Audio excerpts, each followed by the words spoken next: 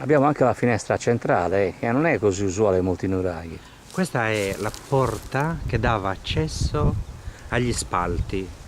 Praticamente all'altezza di quella soglia era il piano di copertura delle quattro torri d'angolo che formavano sopra un unico terrazzo percorribile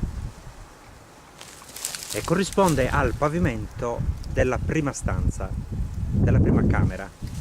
Vi ricordo tutti che siamo in territorio di Macomer, Regno del Fuoco, Macomel, Macopsissa. È una zona fantastica perché intorno a Macomer ci sono tutta una serie di culture, in particolare l'area di Abealzu Filigosa. Filigosa. Solo Filigosa, Abealzu e Ausilo. Filigosa che si trova in quel pendio di fronte a quella struttura E dell'ospedale. c'è una tomba di giganti notevole. Lì ci sono una serie di Domus Deianas.